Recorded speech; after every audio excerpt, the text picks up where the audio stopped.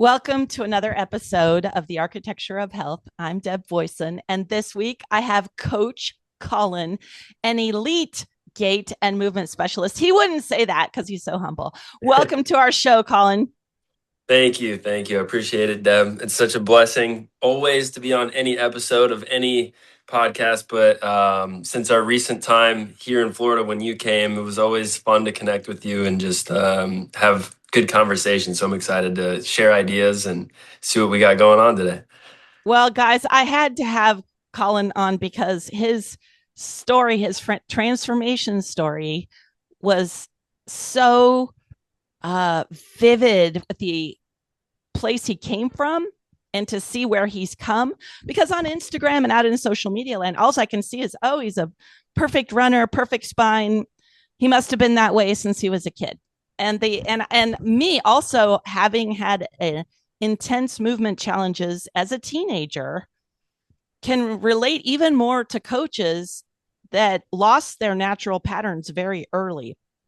And so those of us digging out of that hole, it creates I think an ability to relate to more people, and we actually have to find things that work better faster, because we can't just lean on some kind of felt sense that was recent in our lives. So I want to dig in there. And the other thing, guys, is I just learned so much in the brief time that we were in person about uh the where are we releasing and where are we driving, and different specific tools as a coach that were extremely useful to me. Okay. And I remember, Colin, you said that the original GOATA founder had said to you, share your story. And that's Yeah. what I want. And that's why I have a podcast. Between my son's Tourette's and seizures and all that, and my own hips going out and being hypermobile, we're here to do that. So let's zoom right in to your story. The moment I heard about was you were 18. Is that how Yeah. old you were? Okay. Somewhere around there. Yeah. And you had excruciating pain. So I want to dive into, like, how did in the beginning something was really wrong with your body? Um, well, honestly, it started a little before that. It was like almost like a question in my brain, because I was deeply into video games, and sitting in a chair. I was playing computer video games for a long time since I was in like first grade or second grade, right when computer video games like really started becoming a thing. Um, and it got to the point where I was playing for, I mean, in the summer, I would play for like 48 hours straight. Like I would just stay up for days playing games and then pass out on my floor and then get right back up and do it again. Good times. but, uh, but anyways, as I got into my later high school years, junior, senior year, my velocity on my fastball, because I was a pitcher in baseball, it started to decline heavily, and there's a few things that contributed to that, but I think the main thing was the prolonged sitting, and I was doing a whole bunch of different weightlifting with just not very good detail and intent behind it. But anyways, to go back to the sitting, there was a day where I was just like, and it wasn't like one specific day. I do remember one day in specific, but there was multiple days where I'm thinking to myself like, I can't do this forever. I can't sit in this chair for 8 hours a day forever. So like, how am I going to change? And I didn't really understand what to do or like how to take a step. And, every now and then I'd maybe like YouTube, like a little stretch or something. But I remember getting up in my bed and I'd sit on the edge of my bed and I'd go like this, and my back would crack like 10 times, 15 times this way.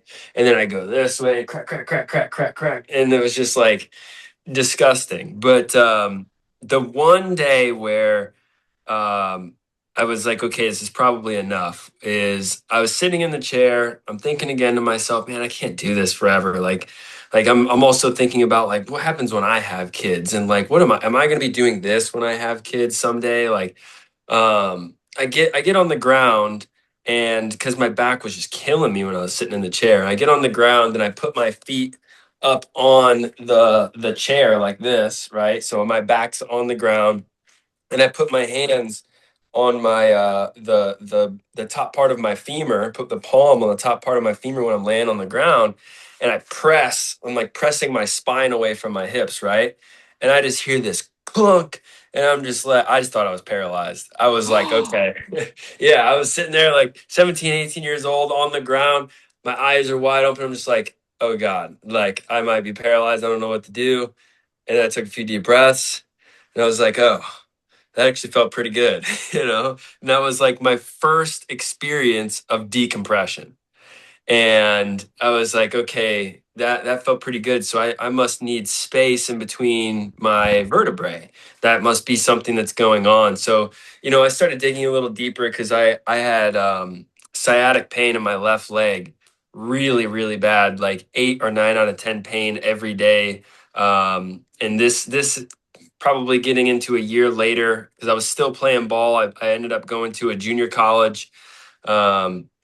Just walking on and playing there, and got like midway through the fall. And if anybody knows anything about junior college practices, they don't really have any regulations, so we can practice however long we want. So we were going through 6-hour practices, and running is until people would throw up. Like that was like what we would do. We would go to the track, and coach would say, all right, when the first person throws up, we're done. And we would just run.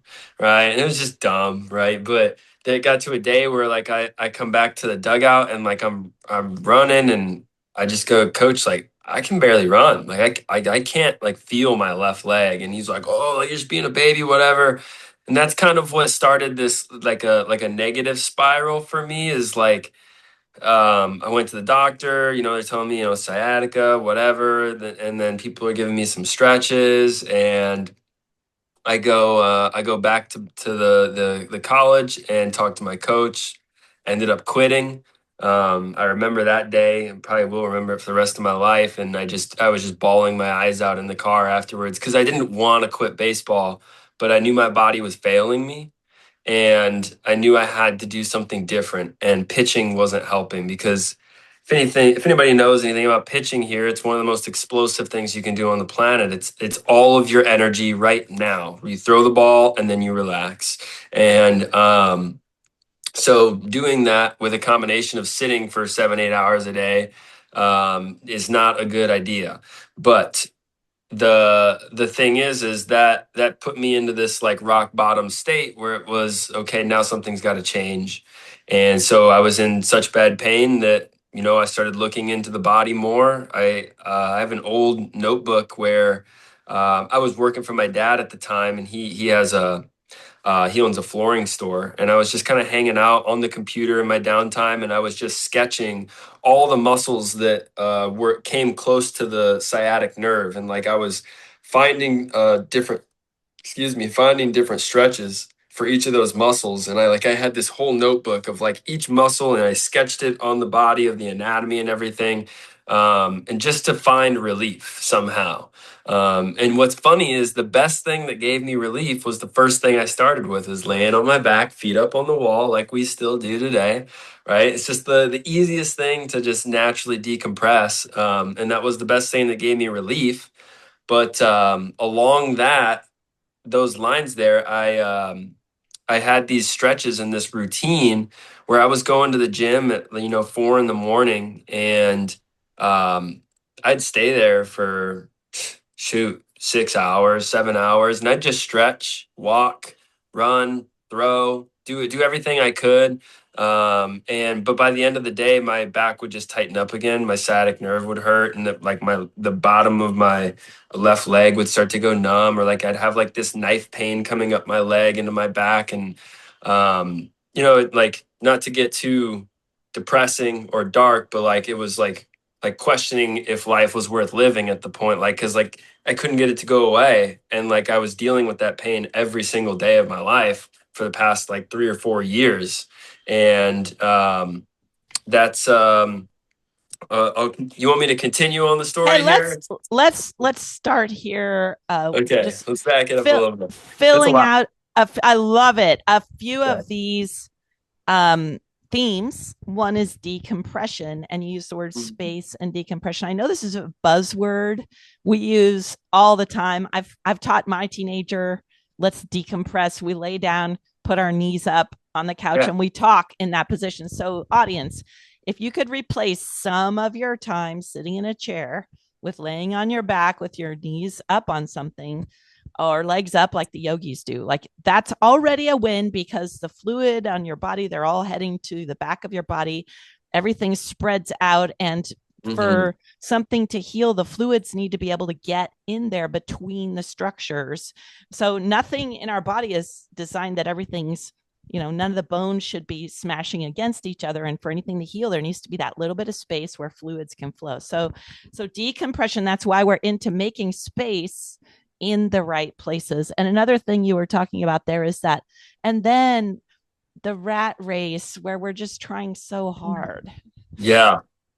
And then you came back to the simplest thing. Okay, so now when then something happened where and lastly, I love that you also though did take the time to learn the anatomy and take your best to educate yourself about your body. So tell Yeah. us now the next thing that happened. And honestly, guys, if I hadn't carefully studied anatomy, I wouldn't have been able to identify which things that I thought were healthy were actually hurting me. With my own Mhm. hip joint, there were things I was doing to open my hips that were just making it much worse, and I couldn't trust myself till I got a better understanding. And honestly, one of the methods you're going to talk about is the same one that when I learned how to test whether it was working, it worked so much faster than other things. So go right ahead. What happened Yeah. next? Yeah. So that's when I started to look into some of the best baseball players because the dream was still alive. I still wanted to play baseball. And I started to look into like Mike Trout, for example. He was like a very influential name at the time, still is. I mean, arguably one of the best baseball players to live. Um, but he was, at the time maybe 24, 25, and he's healthy and he's hitting home runs in the major leagues, and I'm 19, almost 20, and I'm debilitated. Like, why can he do that, but why am I debilitated? What's the difference there? And so I just kind of started asking the questions and doing more research, and started with baseball. And if people aren't familiar, baseball was probably, if not the first, one of the first sports to utilize slow motion video in their training. And so when slow motion video first became available to the public via the iPad, things started to change. And I believe that was 2009 ish. I think that's when the iPad first came out. But somewhere around there is when baseball started to take people were taking videos of their swing and slowing it down and seeing like, oh, this is what's happening. And they're looking at the footage and they're saying, oh, we've been saying to do this forever because that's what it feels like what's happening, but actually that's not what's happening. And so I found this place called the Texas Baseball Ranch, and I'm very honored to be able to say that I went there and stayed there for quite a while, and was the foundation of my life now. And very blessed to say that I started with my mind rather than trying to force everything through just your body and just like trying to do all these exercises. And I didn't realize it at the time that that's what was going on, where I was training my brain. But this guy his name's Ron Wolforth.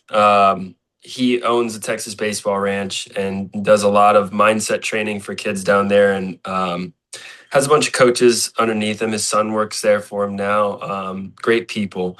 But what we started with was there's this legacy program, and I was lucky enough to be invited into it because of my I don't know, I guess you'd say like my enthusiasm to learn, my willingness to learn. I was very open-minded, but I was arrogant. I did think I knew it all, but I knew that there was something that I needed to learn from these people. And but yeah, I was just this arrogant 17, 18-year-old kid, 19 at this time probably. And thought I knew everything. And but then I saw that these guys, he was telling me that I needed to believe in myself. And for the first time, I was like, maybe I should listen to this guy. Maybe I do need to be more positive. Maybe I do need to believe in myself that I can do anything I want and things like that. Well, we started sitting down, this legacy group. We started sitting down. In a group of, I think there was 7 of us to start, and we would just go to this barn, and he'd pull up he had a screen, and he had a projector, and he would just play a motivational video, just like, I don't know, something like, I was actually talking about one of my buddies, Coach Dylan. I was talking with him yesterday about the All Blacks rugby team. There's a guy named Richie McCaw that was a captain for the All Blacks, and we would watch videos on him speaking at the baseball ranch, and just like his mentality and things like that. But what we would do, the special part was we had a microphone, and each one of us would get the microphone, and we would talk about how we felt about the video. And as young men, you don't really get that experience very often, to say how you feel about things and to say how you feel about your own life and to inspire other people or be inspired by your peers. You don't really get that experience where it's this group to express what's going on and like open up. Like, it almost felt like therapy, because it was. But it was therapy in a way where everybody was on the same mission. We all wanted to play baseball. We all wanted to throw harder, and we all were willing to let our brains just melt and just open and just, help each other and be there for each other. And still to this day, those guys are like brothers to me. But the whole process of doing that set me up to be more open-minded, to see everything about movement and training and all of this stuff, because most people, they just go through the system where it's like, I'm going into college.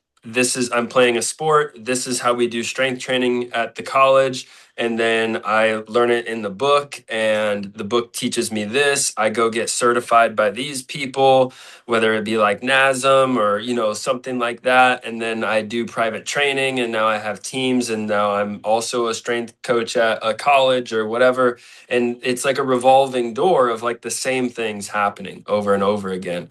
Well, this guy, Ron, was the first person to say that throwing hard was not based on genetics. And he said, you can train yourself to throw the baseball harder. And that was like a big thing. Like, people were like, you're crazy, dude. Like, that's not okay. Like, you can't be teaching little kids that, they can throw harder, because, even if they're, 5'10" and they're not a 6'3", 210, superhuman. This guy's 5'10", 175. He can't throw 95. Well, we proved everybody wrong. And all of these people were, my size, starting to throw 90, low 90s, mid 90s. And it changed baseball forever, where there's a whole bunch of brands out there now. But that's kind of where my love for slow motion video, healthy movement, and just opening my brain, being open-minded to everything that I could to get better. That's where it started, was in the those groups, talking about our feelings and talking about how we felt about like motivational stuff, and getting up in front of people and opening my mind and like helping other people. Like, that's where it all started. Opening my mind, not my body. I love it. There are so many things you hit on there that we can all take away as principles. One is, if you want to get better at something, look at the best. Yeah. See how the best does it. And second, use tools like slow motion. I've been to rehab myself, as I have learned a variety of tools. I had to use slow motion video because I needed to see every frame, to see my foot strike. And I'm not there yet, but I would put my video next. I would compare myself side by side.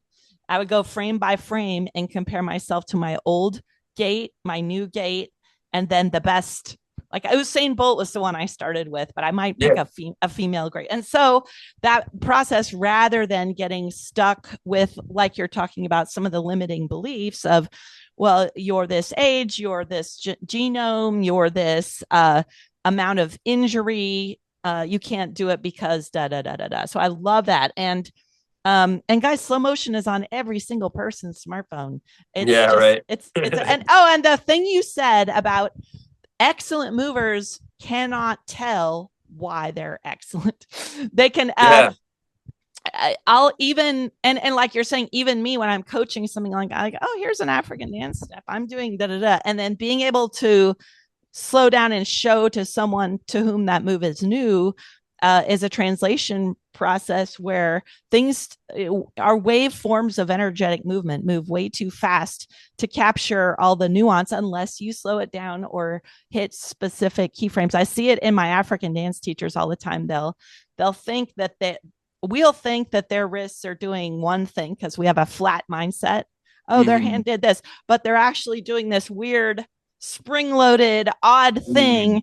And so I just love your approach. Okay, so what happened next?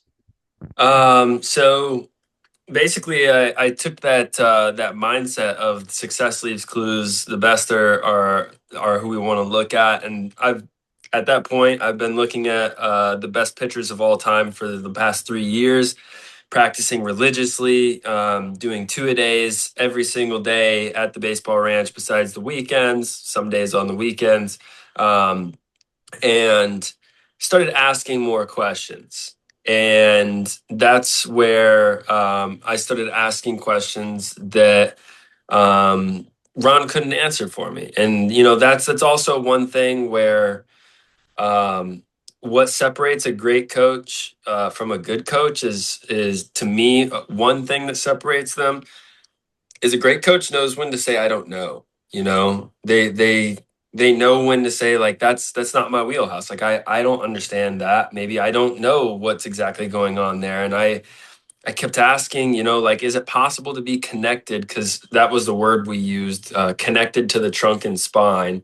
When we throw, we wanted everything to be nice and connected to our trunk and spine. I said, is it possible to be connected in every single movement that you do ever? And like, it was like, you're thinking a little too hard here. Like, we're kind of we just need to do this. I'm like, well, I kind of want to know, because if I can get rid of my pain when I throw by being connected to my trunk and spine, what happens if I'm connected in every single movement? Does my pain just go away with all of my movements? The theory I had is yes, you know, and I that's where, go ahead. I yeah, I just have to jump in. I was teaching yoga 15 times a week and it just wasn't working. I nothing was going well. It was a weird obsessive. The more I taught, the more I had to practice. And if I didn't practice, things would fall apart. It was just the weirdest slave cycle. But then when I learned that the world's movers didn't do any kind of exercise or any kind of yoga or any kind of stretching all the time, they move differently. And I'm so glad you've hit upon this. And guys, we're both sitting on the ground in very intentional Yeah. positions. Go right ahead now. What, and how did that not this quest and one audience? One of the terms I learned from one of my mentors was joint centration. There are positions the joints are centrated in, and that means the energy is sent through the joint, through the bony connections into the center of your spinal engine. Everything starts to be connected versus Mhm. dissociated. What flat shapes dissociate the joints. And it's not that every single move, not every single stretch or movement creates joint centration. So go right. And before that, I kind of just thought, oh, more move, just move more. I Yeah. just got to do more. So go right ahead. Yeah, actually, there's a book that I'll bring up right now. Um, Got it right here. I've shared this in the primal chat. So the Way of the Samurai. So in this book, there's a part where they say If you're not familiar with like samurai training or like Eastern principles, it's like I'd consider it to be some of the most intentional like positions or behaviors of all time. Like they are literally drinking their tea in such a way that makes it so it's easier to clean up when they're done, or they're setting it up in a way that makes it easier to clean up. Like everything has an intention. They don't just drink their tea and they pour it to a specific portion as well. They never pour it to the top. They always pour it to like three quarters. Like it's always like everything's intentional with what they do. But one thing is they say if there is a way of doing anything, there is a best way of doing that thing. And so, just like you're saying, not all movements or positions create that joint centration. There are specific movements that are better than others. And that's just it's kind of like calling a black cat black when you're seeing it in the road. It's like, hey, if I land to the ground and my ankle completely collapses inwards, like it's there, like I see it, I'm watching it in slow motion video, that's not going to be good for my body long term. And sometimes short term you can do a cut and the blunt force could shred something instantly, but long term it could be a something that shreds over a long period of time.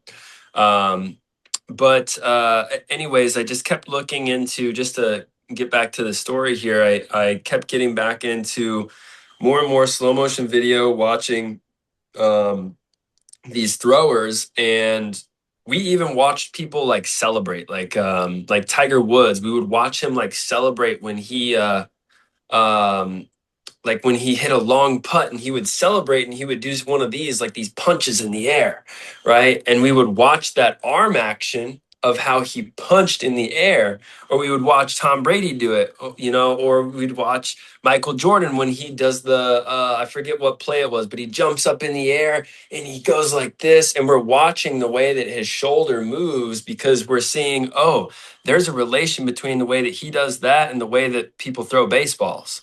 It's the same thing.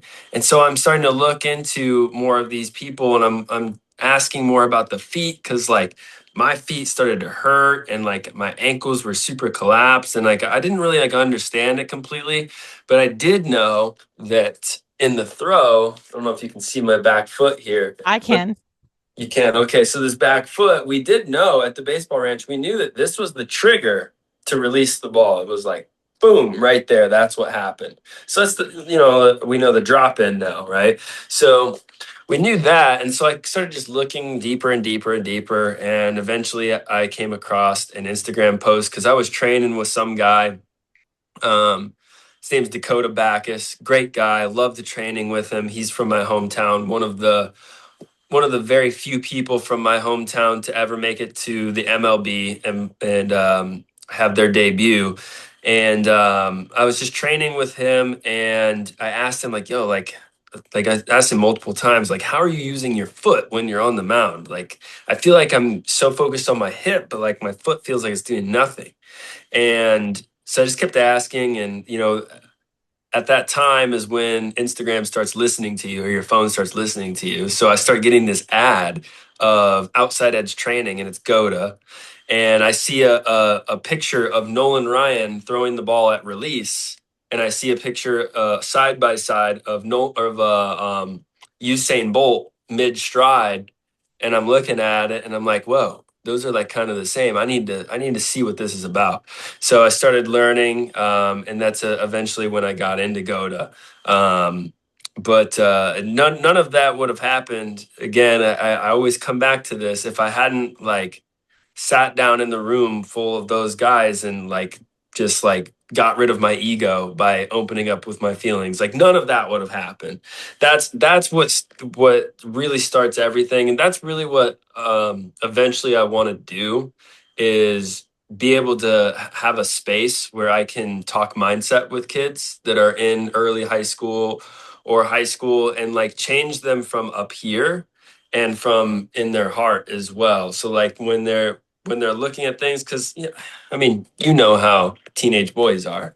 It's very like I said, I was very arrogant, thought I knew it all, like whatever. I really want to just open kids up to that so they can see different things, because their belief system is ultimately what drives what they do. If I tell them that their foot needs to land straight because of this reason, this reason, and this reason, but they don't believe or care, then it doesn't even matter. So like that's where I want to start with people. But yeah, that's when I got into GOATA.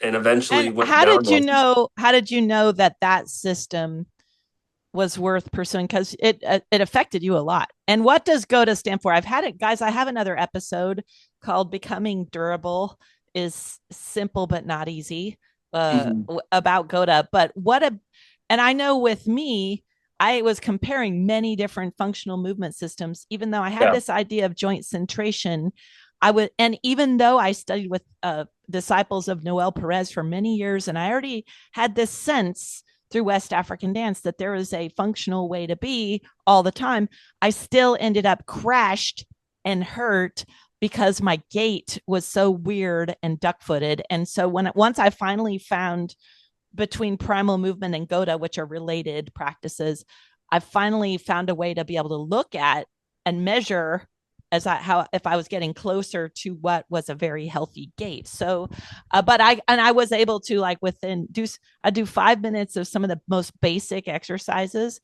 and my range and my ability and my muscle testing and all that got so much better than these complicated things I was trying Yeah. hours a day. So, but what was it about the shapes or the movement that you go, okay, yes, this? You'd already been primed, though. You've been Yeah. realizing there's a better way. Yeah, of course. Yeah, I've been primed. That's a good way to put it. And I talked to a guy named Cody Woods. That was the first person I talked to, first GOATA coach I ever talked to.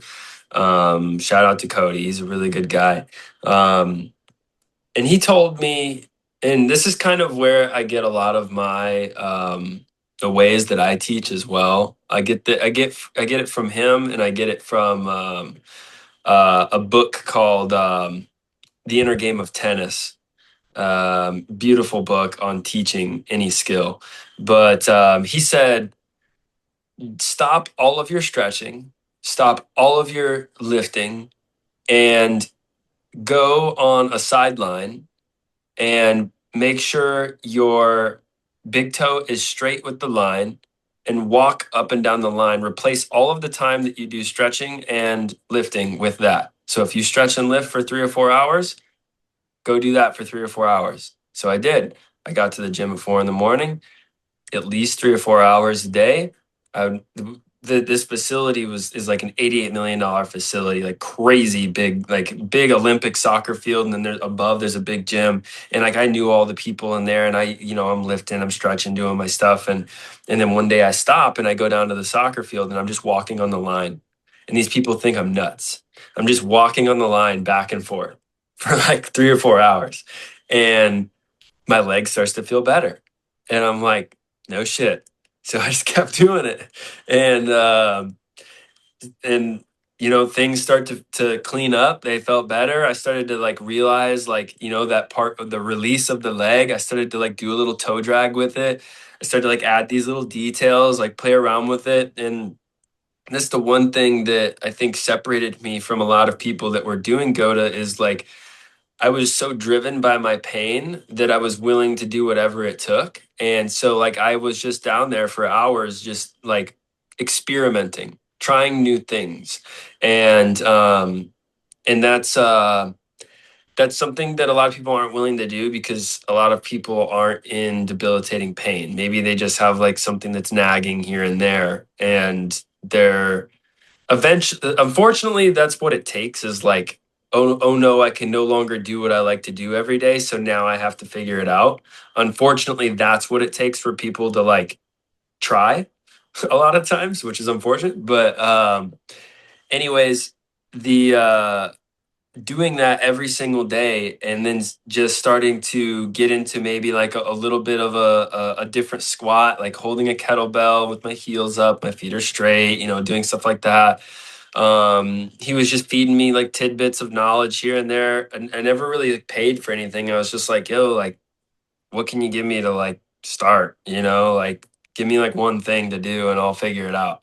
And so I just kept trying to figure it out on my own. And eventually during COVID, um, right when COVID hit, like probably 4 or 5 months later, I went down to New Orleans, flew down there, and just learned as much as I could and stayed with my best friend Jacob. And we trained there for, shoot, I don't know how long. And then eventually I ended up just staying there because the owner of the gym asked me to run the gym. He was just like, "You're really good at teaching this. You see it, you understand it. Run my gym." I'm like, okay. So I just did that. I stayed there for like 2.5, 3 years. Um, and I just got really, really good at it. But the big thing with the movement training that was holding me back while I was there is I was trying so hard to grab onto it. Like I was like, this is this concept, and I just like I need this concept to be better. And like eventually there was, some things that happened and separated from GOATA, and I was kind of going through it mentally. And that's when I was like, I don't really care if I move that way, and I just kind of like released it and relaxed. And that's when I started to move that way. So, Okay. I yeah, got I gotta pause. It's funny yeah, because I when I'm have recorded a few of my students' intake walking and running patterns, and a couple of times I'll just ask them to walk kind of sassily or playfully, and boom, I'm like, there comes the there it GOATA is. foot. And so I agree that that's part of the formula, is when we honestly, tension blocks this coordination, ground to crown or crown to Yeah, ground, these undulations. And that's one reason I keep studying the older dance forms, is they're built before this over efforting, especially from the front of the body, became commonplace.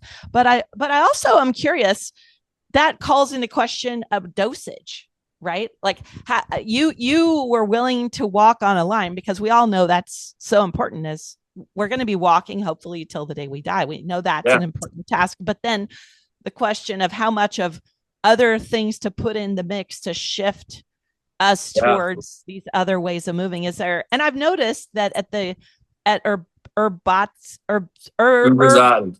Uberzadi is this very high end gym that you're at, with these very steep treadmills and high end equipment with slow motion screens and all the tools that you need for high performance. What has how has oh and one before we I asked that question though, I bought those two books. Yes, especially the tennis, the art Yeah, of coaching.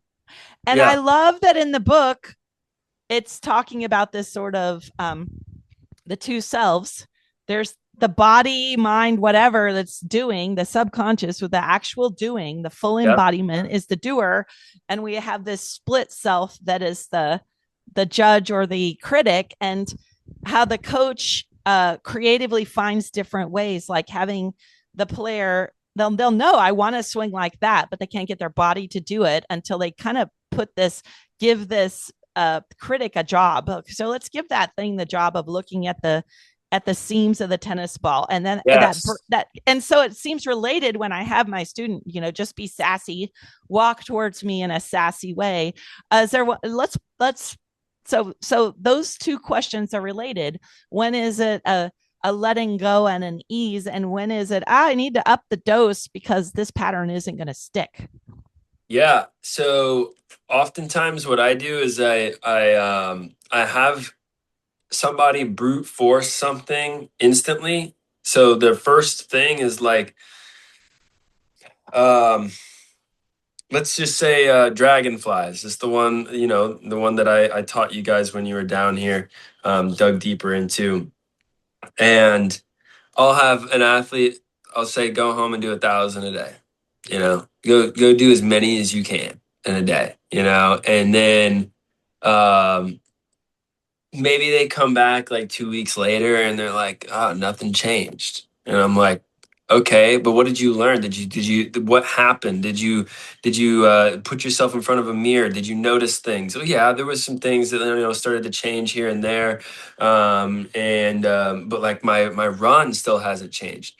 Okay, well now we need to get into what do those shapes even look like, and how does this movement relate to that movement?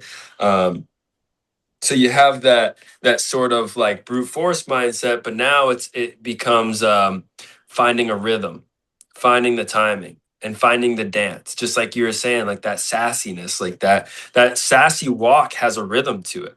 And I'll get into something here in a second with the golden ratio that's really cool with rhythm. But what I'll have them do, and it's very similar. I'll have this is when I get somebody to the point where they know what they're trying to achieve, because usually that takes a while.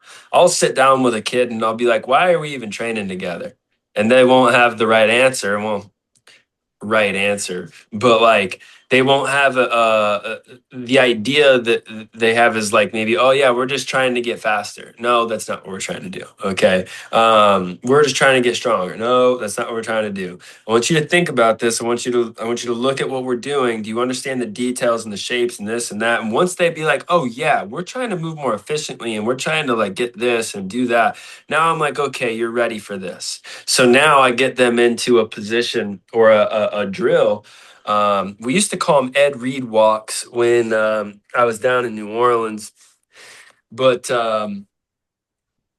it's just a very simple, like a little bound, but very simple to like the African dance where it's like, like you find that rhythm of like going side to side, and you learn how to like feel. It's almost like skiing, like when you're going down the slope and you're hitting from side to side, or like ice skating, you're going side to side and you're trying to just feel the rhythm. I say, yeah, let's feel that rhythm, and now let's add a little bit of that pinky toe, like drag the pinky toe when you get that rhythm, just kind of find it and shut the brain off from all of like the little particular movements, and let's just have this rhythm and that sassiness to the walk. Or like, I want you to walk as confident as you can right now. I want you to look in the mirror and just see like, how are you walking now? Now show me something that looks more confident. Just trying to take their brain away from all the little details and just find something that feels good and work in and out of that space where there is a time for detail and there is a time for that rhythmic and just opening their brain and shutting it off. And the biggest tool I use is the mirror. It's the best coach. I love it. Mirror is the best coach. A lot of us, well, I for many years avoided the mirror or photography and all that. It and now I cannot.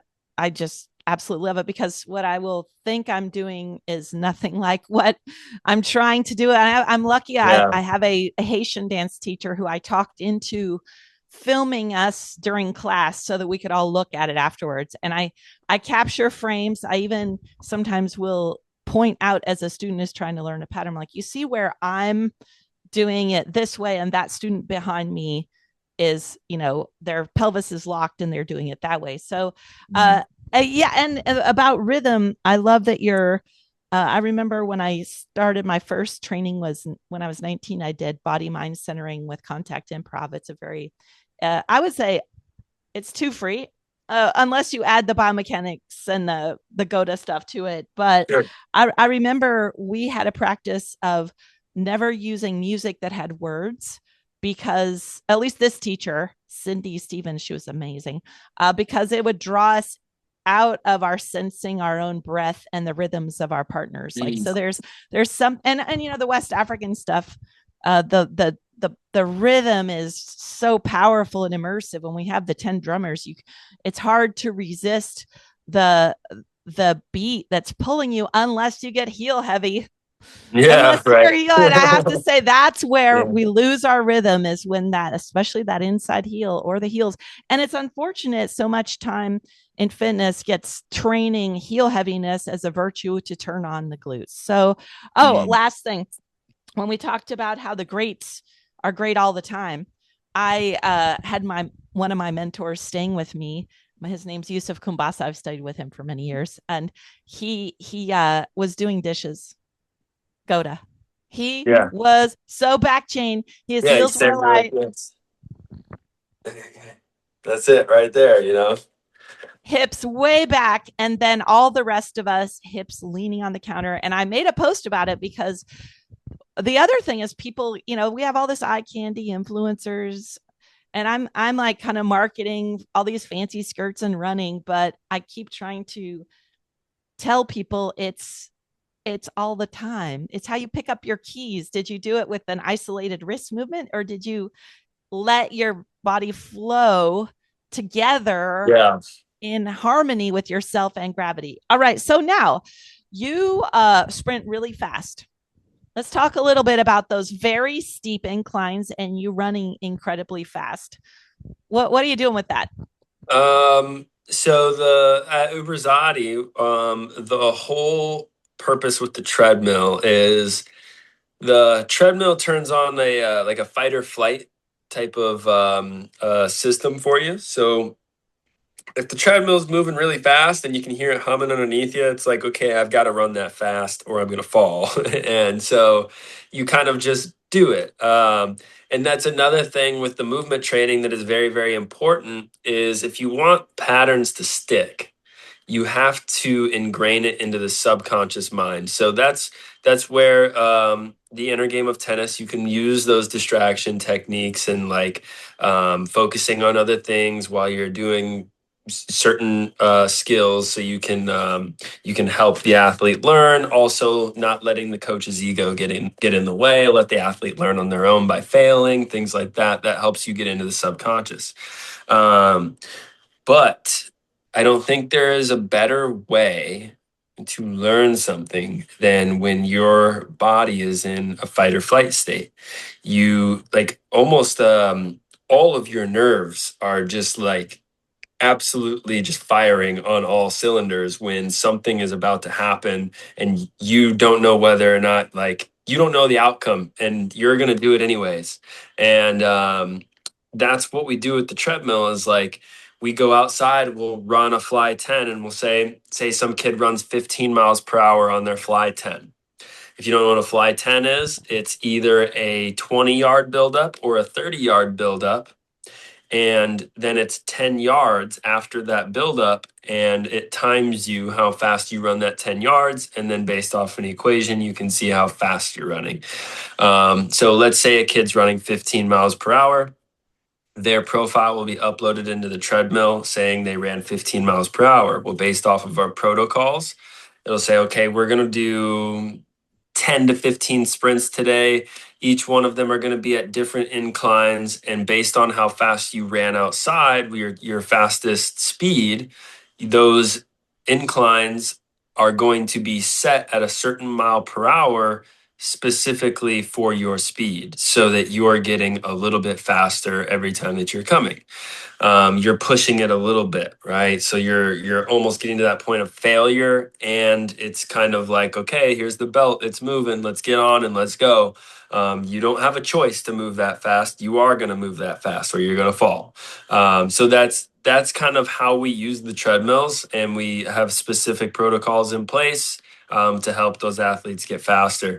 And personally, I use a piece of equipment called the Beyond Power, which is a device that attaches onto the back of our treadmill, and it wasn't really made for this. It was more made for like at home gym where you can like lock it onto a rack and like you can use it for like rows and curls. It's like a I don't really know how it creates its force, but it's something like a torque-based system inside of this box, and it can go up to like 300 pounds, and it's like literally as big as this chest box here, and it's like this cord just comes out of it, and it doesn't go very far, maybe 10 feet, but that's all we need on the treadmill. We need like 3 or 4 feet, and then it gives us resistance. I put a harness on, I attach it to my back, and I'm running uphill, and now I have that resistance.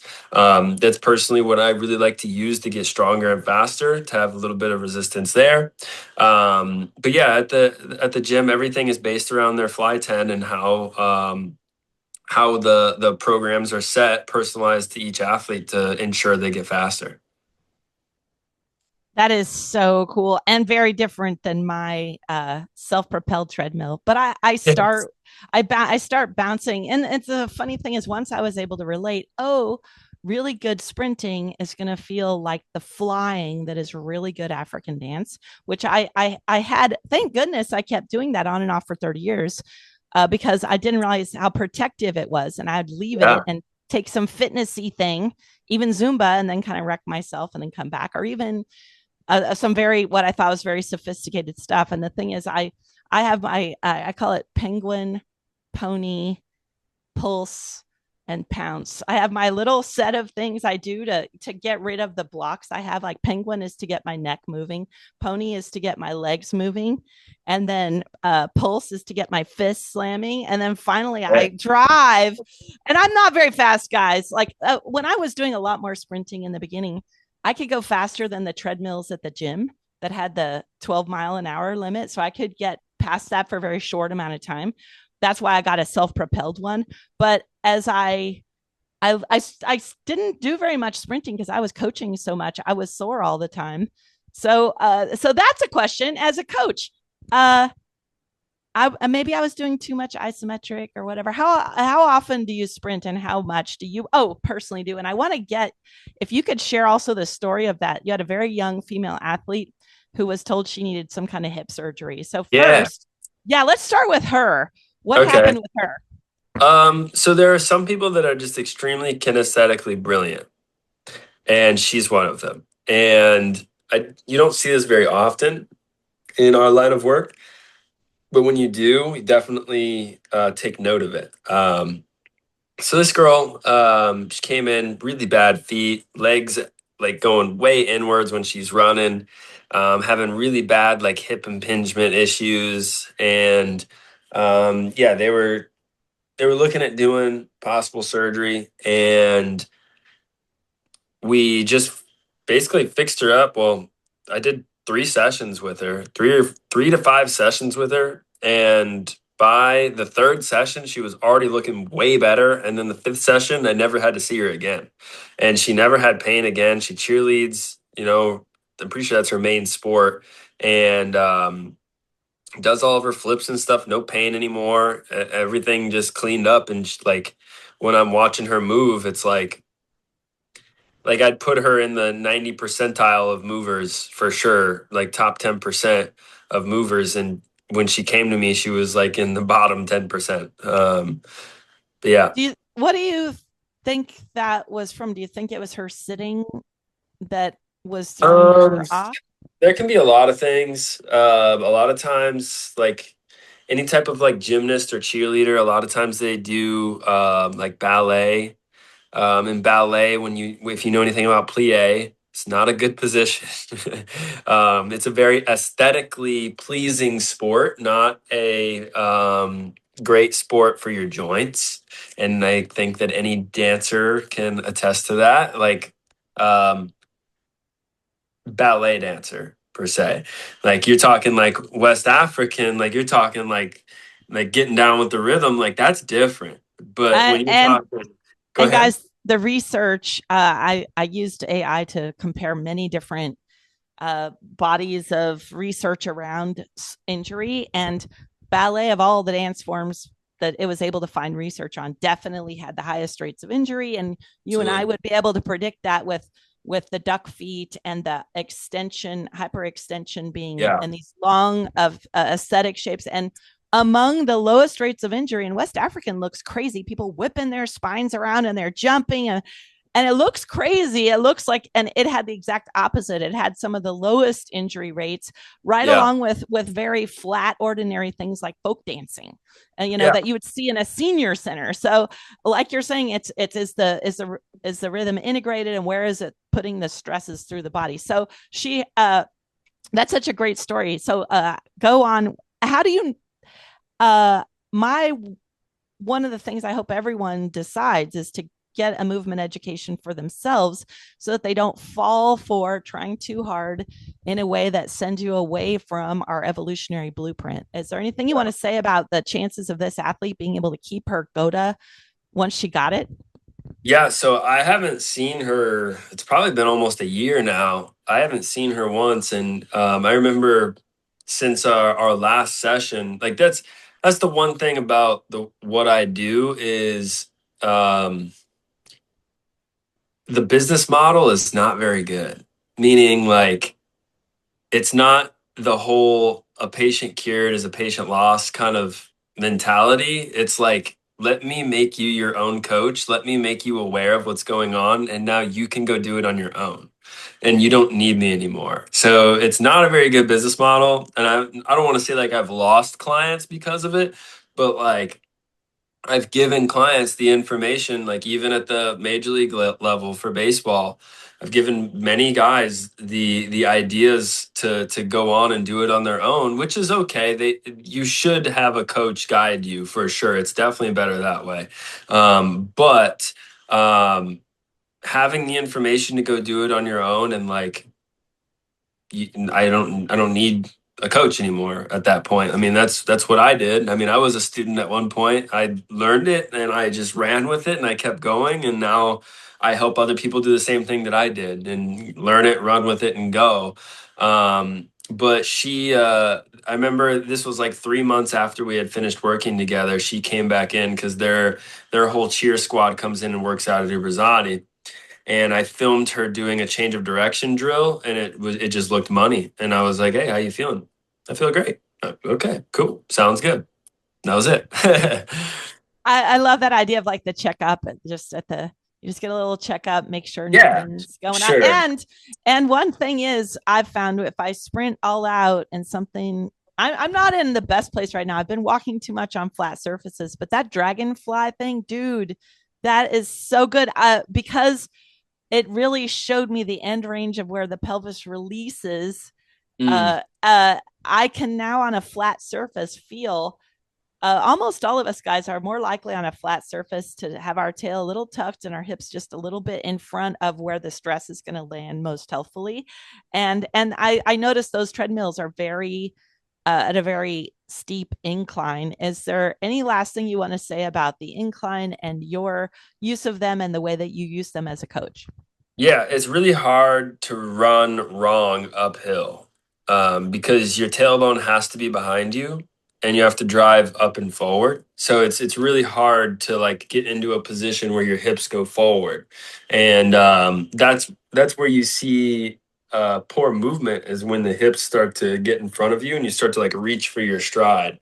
Um, and so like that would give you like a big heel strike. The shin splints would start settling in. Your hips will start getting a little weird. Your hamstrings get tight. Things like that start happening.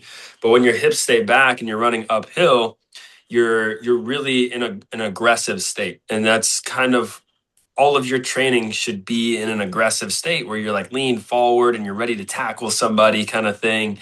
Um, and then when you get tired in that state, you just lay on the ground. You just go, you sit on the ground like we're doing, and you do some drills on the ground to relax and chill. And then you get up and you go do it again. And then you just rinse and repeat. Fail on your feet, go to the ground. And a hill sprint is an easy way to fail on your feet, which is what we're looking for. We're looking to fatigue the body and then put them into specific movement patterns to help them ingrain that into their brain to move that way automatically. That's the key, automatically. I love it. And the idea of failing on your feet is more like in the animal kingdom. Like they're not just running around checking their steps and their timers. Yeah. They'll just all out All and out. then Yeah. stop and then Yes. lounge on the savannah. All right, Yeah. coach. Wow. All right. So, what ways could our audience reach you or learn from you? I know you had an online offering recently. I don't know who it was really designed for. So, tell us more. Yeah. And thanks for having the worst business model in the world, just like me. Yeah. I, um, so how people can reach me on Instagram at Recoded by Colin. Or we've got a website where you can see the different offerings of how I train people, or even if you're interested in getting some slant boards, that's on the website as well. It's www.g the number eight, WAYMAX.com. So that's gatewaymax.com. And that class that you're talking about is a very elementary class, working through basic stuff, working through some of the training that I've trained professional athletes through. But the funny thing is the same way that I train professional athletes is the same way that I've trained my grandmother in the past. And she's 80, young 80, 81, 82. So it's for everybody. If you want to just come learn, you can. It's called Movement Mastery Online. And we've got a few people in there right now. It's the first Saturday of every, or first 3 Saturdays of every month. And so we will have one in a few days here. And that is at 2 p.m. Eastern time that we meet every the first 3 Saturdays of every month. And yeah, it's a really good time. We do a lot of groundwork, a little bit of wall work, and we have good conversation on like, even some of them in there are coaches, so they're learning how to coach other people too. It's almost like a baby certification, if you will, and it's pretty inexpensive for what you're getting. And yeah, it's just a good time to sit, talk about movement, feel it, see it, do it, and ask questions. And it's I keep the class under 10 people, so it's relatively personal. I want to make sure that I'm connecting with everybody in the class. And if that class ends up filling up, I'll open up another one. Yes, But open yeah. up another one, not during my African dance class, please. Well, what time is your African dance? Or what time are you free on? Exactly. What time are you free on Saturdays? After one or before 10. Okay. Yeah, California, you're California. That California. Yeah, I'll send you that because I want to be there. I'm Okay. just and I'm the same when I lead my, I call it primal dance patterns. When I lead that Zoom, I limit it to 10 because the whole Yeah. point is to be live and feel and see each other. We can Yeah. get plenty of free hints on Instagram, but I definitely also want to support your work. Already, just that those couple of sessions I had with you, huge shifts. And today, what a beautiful interview. This has been lovely. Thank you, Yeah. Colin. Any Absolutely. last words? Any last words to our audience?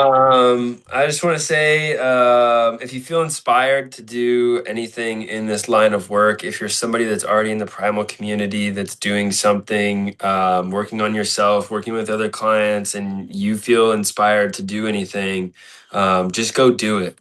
Because I'm just gonna do a shout out to my friend, Coach Lava, and he makes slant boards now too. And I think that it's really cool as coaches and peers to not look at each other as competitors, but to look at each other as collaborators. And so I bought a pair of his slant boards, and I really like the way that they're built. I like that there's a magnet on them. So if you're looking for slant boards, you can go to his website too. I know he provides some exercises to go along with these. They're very similar sized to mine. A little bit different angle, but they work just as good, and I really like his product as well. So support everybody, and if you feel inspired to make slant boards or to go do something just like another coach, do it, because how how you respond as a leader or a coach, if somebody mimics what you do, is very important. So I always want to be the person that encourages other people to do the same things that I'm doing. If you want to do the same drills that I do it by all means. I think it's awesome. Like, we're just helping people, and the more people that help people, the better off we are. That's the business I'm in. People helping people. That's it. But yeah, that's all I've got to say. Go do what you feel you're inspired to do, and don't have any regrets doing it. All right, Colin. What a pleasure. Uh, Yes. thank you. Thank you. I appreciate it.